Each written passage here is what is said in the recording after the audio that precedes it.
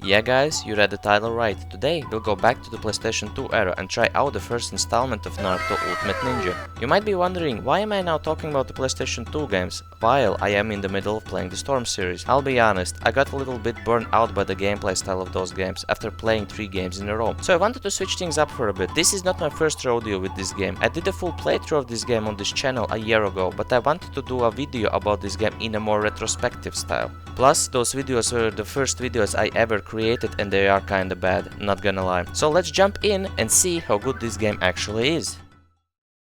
At the start, we are offered with tons of modes. We got Scenario, Mission, Practice, Free Battle, Naruto's House, and the Shop. As well, we are introduced to our guide ninja who helps us traverse through the menus by explaining each mode. Each time you come to the menu screen, the ninjas change. I think that for the start, let's head into the Free Battle section like always and see how the battle mechanics work in this game.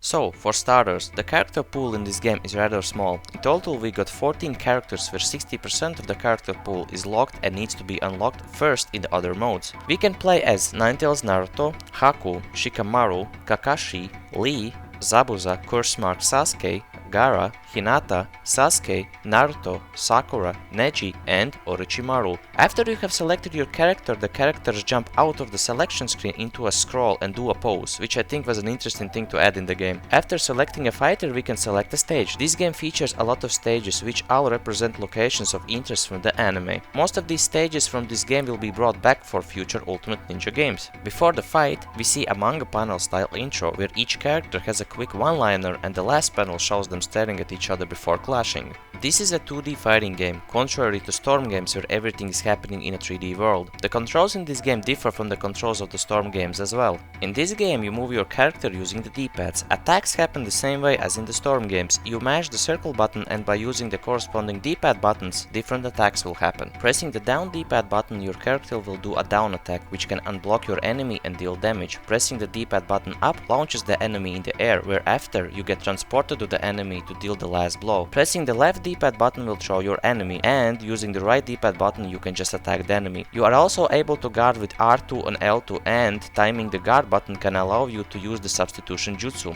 Sadly, at least for me, it was hard to pull off the jutsu. With the L1 and R1 you are able to select your items and show them with the square button. With the X button you are able to jump, and double tapping the X button will allow you to dash to your enemy. With the triangle button you are able to use your ultimate jutsus. Yes, ultimate jutsus in plural. In this game, each character has 3 chakra levels. To cycle through these chakra levels, you have to press the triangle button enough times. One press will unlock the first chakra level, pressing the triangle twice will unlock the second level, and so on. Each chakra level has its own ultimate jutsu. To execute the jutsu perfectly, you have to follow and input button commands in order to extend the jutsu.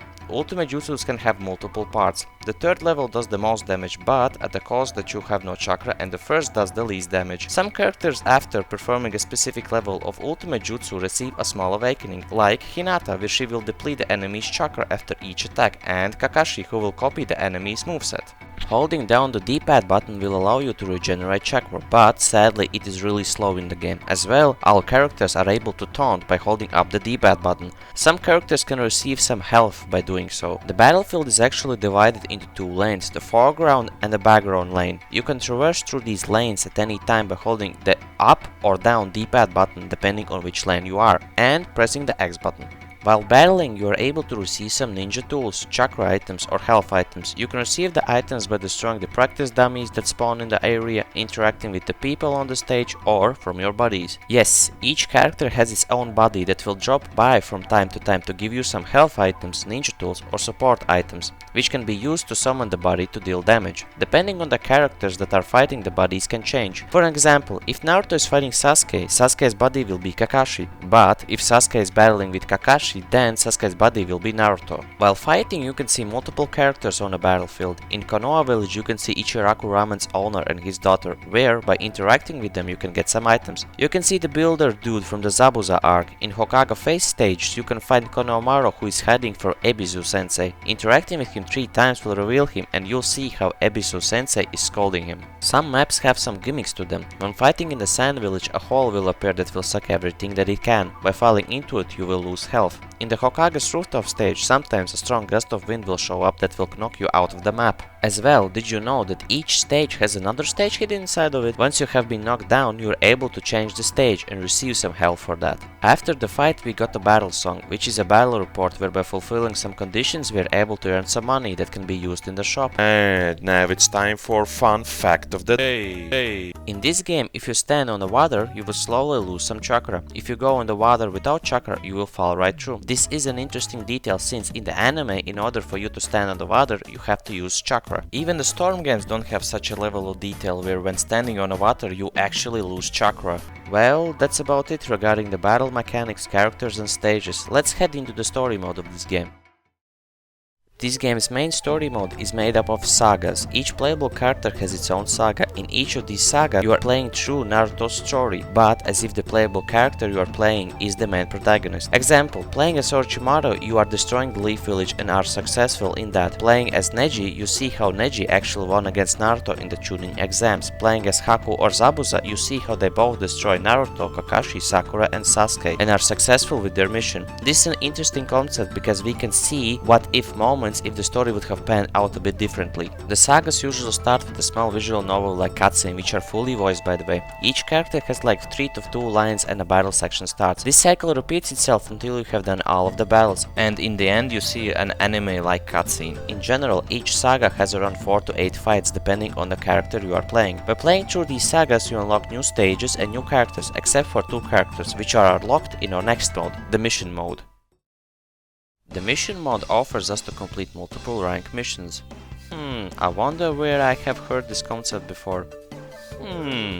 We have S, A, B, C, D, and training missions. These missions are basically free battles but with extra conditions, like finish the enemy in the air, throw only shurikens, stay on the water for 13 counts and so on. Most of them are easy and some of them are annoying, like a mission where you have to throw only shurikens and win the fight, which means you have to play for around 2 minutes in a single match. And if you fail you have to redo everything. The same issue I had with the substitution missions. For me it was hard to substitute, so I was failing those missions pretty often. After completing a mission you will receive some points. By getting a specific amount of points you get promoted to another rank. There are multiple ranks: Genin, Chunin, Special Jonin, Anbu, and if I'm not mistaken, after completing all of the missions you become the Hokage. When reaching the Chunin rank you can unlock Course Mark Sasuke, and getting to Jonin rank you unlock the Nine-Tails Naruto. As well, after completing a mission you receive some extra money. All in all, that's about it in the mission section. Let's head to the training field.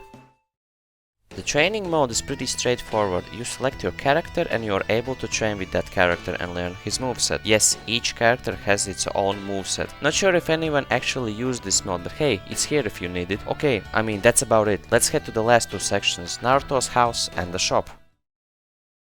In Naruto's house we are able to change the settings of our audio, video and see the items we have bought. In this game you don't get to decide which items to buy. Oh no. In this game you spend money in order to spin the capsule machine and hope that you get something good. All of the items are random. The more money you spend, the higher the chance that you will get something. The less money you spend, the less chance of you getting something, except a blank capsule, after which Konohamaru will laugh at you. In Naruto's house, in the items section we are able to view scrolls, figures, listen to audio clips like music and voice lines, ninja info cards and watch ultimate jutsus, where all of these items can be unlocked by spinning the capsule machine in the shop.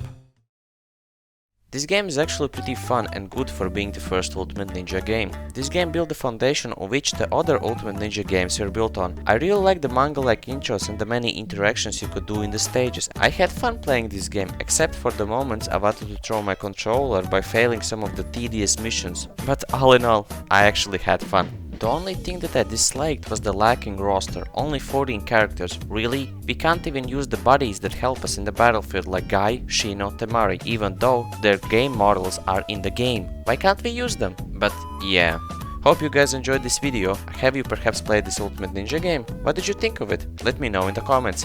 And yeah, that's all from me. I wish you all a nice day/evening. Bye guys.